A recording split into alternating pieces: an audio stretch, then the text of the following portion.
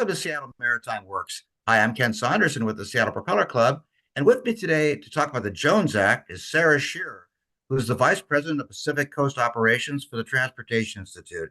Hey, thanks for joining us today, Sarah. Thank you for having me, Ken. Hey, Sarah, let's start off by having you talk about what the Jones Act is and what it's all about. Jones Act is actually the Merchant Marine Act of 1920. And so after World War One, there was all these vessels that they had in excess that they had built up because they built them for the war.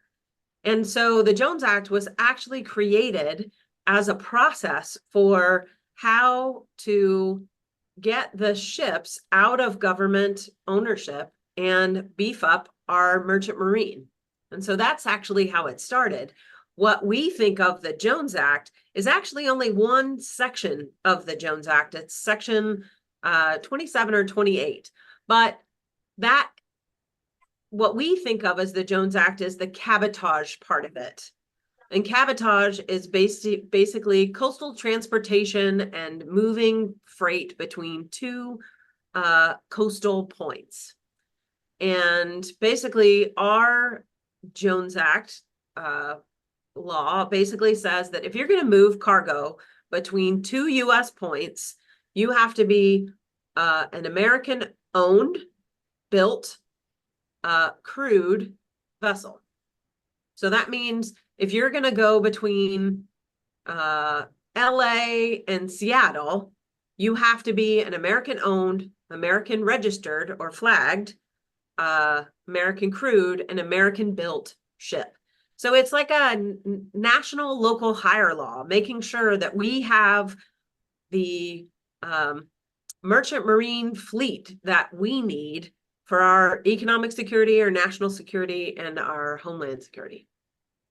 The maritime industry and the Transportation Institute have been very, very supportive of maintaining the Jones Act. Why is that important? The main thing is that the Jones Act is important to our national security.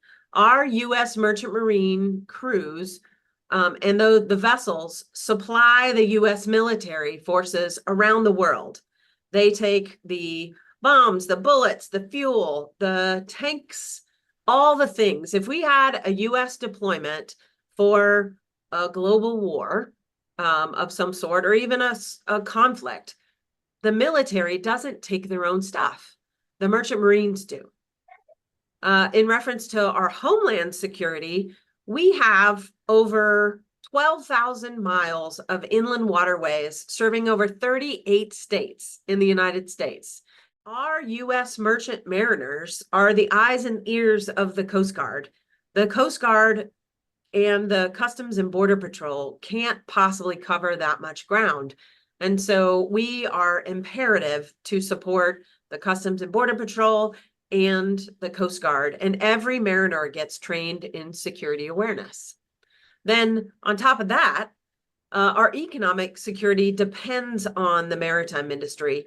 You know, all of our clothes, our electronics, everything comes on a ship. It comes on a ship and it gets put on a truck or rail and goes into the middle of the country and goes to our local Walmart or our Amazon distribution center where we get our stuff.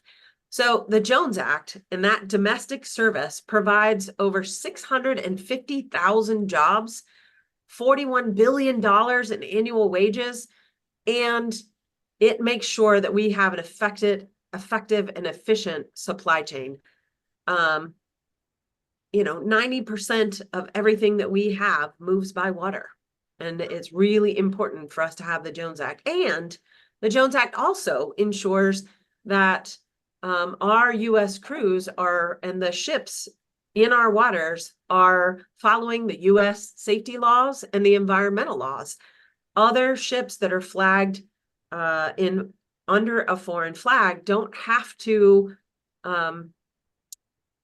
follow those labor laws or the environmental laws. And having ships carry all this cargo helps reduce the congestion on highways and the pollutants in the air.